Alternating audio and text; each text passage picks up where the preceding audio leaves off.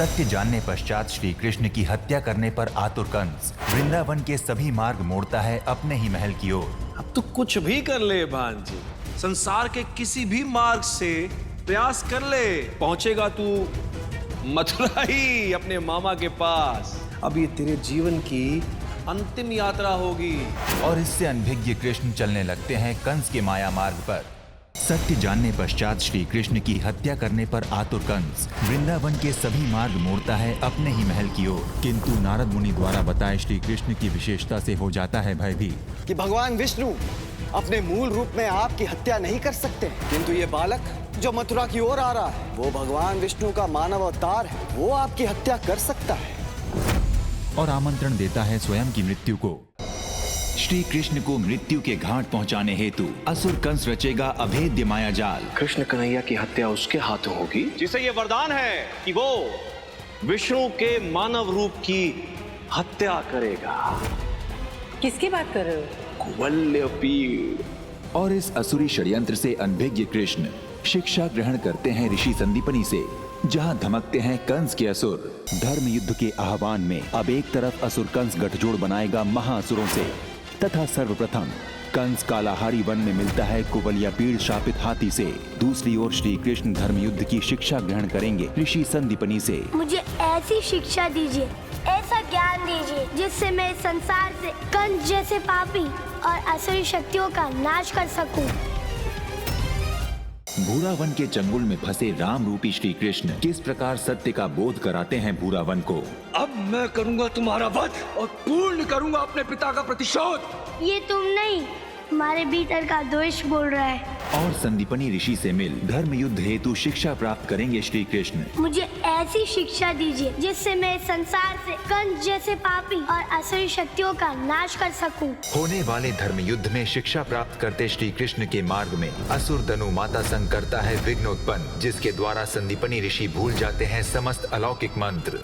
संदीपनी, अब तुम उस कृष्ण को अपनी 16 कलाओं की शिक्षा नहीं दे पाओगे। ऐसे प्रतीत हो रहा है जैसे अपना सारा ज्ञान भूल गया। इस घटना के पीछे अवश्य ही कोई न कोई भेद तो छुपा है। मामा कंस की हत्या का प्रण लिए श्री कृष्ण ग्रहण करेंगे ऋषि संदीपनी से उत्कर्षणी कला का ज्ञान। अब मैं आप दोनों को उत्कर्षणी कला, उस कला का ज्ञान दूंगा। और अपने पुत्र श्री कृष्ण पर विश्वास जता असुर कंस को चेतावनी देती है माता देव की। मेरा 8वां पुत्र तुम्हें ऐसी मृत्यु देगा कि संसार में दोबारा कोई अधर्म करने का प्रयास तक नहीं करेगा। होने वाले महासंग्राम में असुर राज कंस अपना प्रचंड चक्रव्यूह रचेगा उन महाबली असुरों के साथ जिन्हें भगवान विष्णु भी पराजित नहीं कर सकते। कूट, छल, कौशल और मुष्टिक मेरे अवतार का अहित करने में सक्षम है। किंतु प्रभु, ये परम अवतार श्री कृष्ण के लिए अत्यंत विकट संकट है। और अल्प समय में धर्म शिक्षा ग्रहण करते श्री कृष्ण के लिए बढ़ेंगी दुविधाएं। धर्म युद्ध के प्रथम चरण में श्री कृष्ण प्रेरणादायी बनेंगे सक्षम मनुष्यों के लिए। ये लीजिए कहा कि अब समय आ गया है अपने शिशु की रक्षा के लिए शस्त्र उठाने का। मेरे जीवन की अंतिम सांस तक अपने पुत्र के लिए मैं संघर्ष करूंगी, चाहे मेरा अंत ही क्यों ना हो जाए, किंतु मेरे पुत्र का अंत अब कोई नहीं कर सकता। उत्कर्षणी कला ग्रहण करने पश्चात श्री कृष्ण धारण करेंगे अष्टलक्ष्मी कला।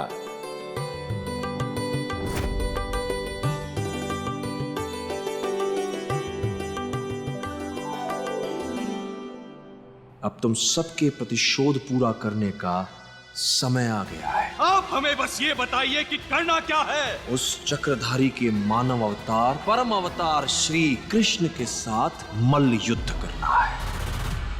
क्या हुआ पुत्र?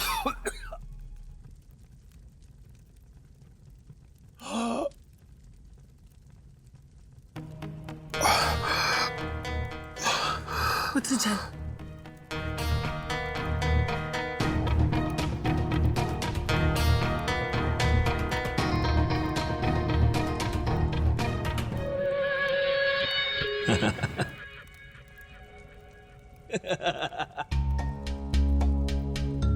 चक्रधारी,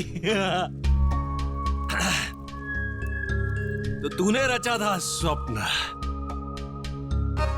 इस बार उसने मेरे महल, मेरे असुर, मेरे बल, मेरे धन, मेरी मूर्ति तक को खंडित कर दिया।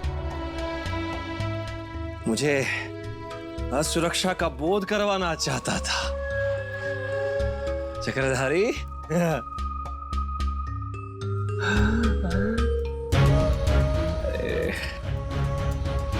इतना सोचने की आवश्यकता नहीं है मां उस छली के बारे में। पुत्र, ये केवल स्वप्न नहीं है, आने वाले संकट का संकेत है। तुम्हारे पास बल, धन, भोजन, जल, ये सब इसीलिए है क्योंकि तुम्हारे पास श्री है। जब मेरे पास श्री है तो मुझे चिंता किस बात की? पुत्र, मुझे ऐसा लगता है कि इसका संबंध कृष्ण के 16 कलाओं को प्राप्त करने से है। क्या मां? कहां वो कान्हा और कहां भगवान श्री कंस?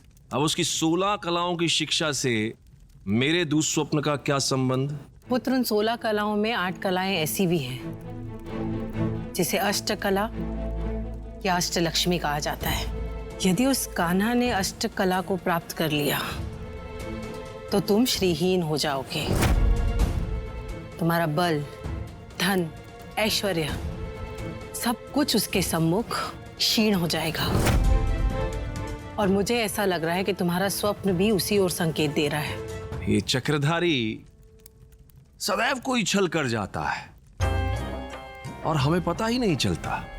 मुझे तो लग रहा था कि मेरा भांजा कान्हा वहां संदीपनी आश्रम में शिक्षा ग्रहण करने गया है। श्लोक सीखेगा, काव्य सीखेगा और वापस आकर अपनी तुतली भाषा में मुझे कविताएं सुनाएगा।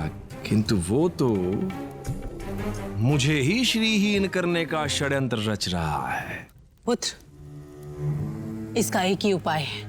इससे पहले कि वो कृष्णा इन 8 कलाओं को धारण कर ले, तुम एक एक करके इन कलाओं को नष्ट कर दो। हाँ, ना रहेगी अष्टलक्ष्मी और ना ही वो कान्हाओं से धारण करेगा और ना ही भगवान श्री कंस श्रीहीन होंगे। पुत्र, ये है वो 8 असुर जो उस अष्टलक्ष्मी के 8 रूपों का एक एक कर नाश करेंगे। अष्टलक्ष्मी कलाओं को धारण करते श्री कृष्ण के सम्मुख आती है एक और नई समस्या। मेरे पास ये यज्ञ की अग्नि बुझने तक का ही समय है। यदि समय रहते वो कर्ण कुंडल नहीं आया तो इस यज्ञ की अग्नि के बुझने के साथ ही मेरे जीवन की ज्योति भी बुझ जाएगी। तुम तो पैसे मांगने आई हो ना? तुम तो बड़ा ब्रैग करी थी कि अपनी मेहनत के पैसों से तुम मिश्री को सेमिनार में भेजोगी।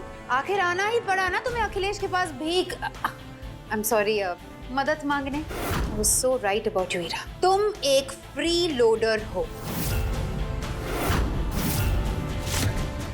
एक बात तय है, मैं उस गवार वैदेही को कभी भी अपने माधव का होने नहीं दूंगी। ये मेरा तुझसे वादा है चित्रा।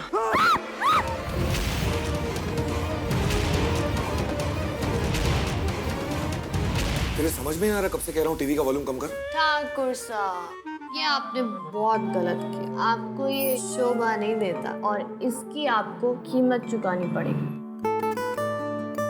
वैदेही, तू ये क्या कर रही है?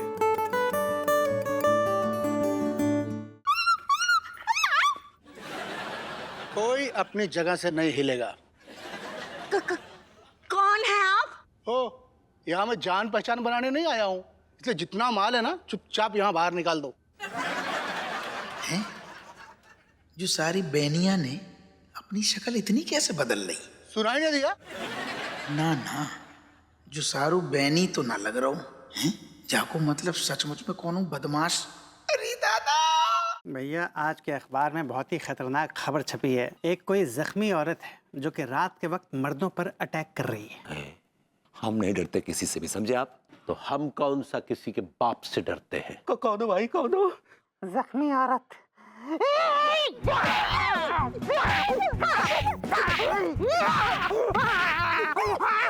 अनु, आर यू मैड? इतनी जोर से तुमने गाल काट लिया मेरा यार।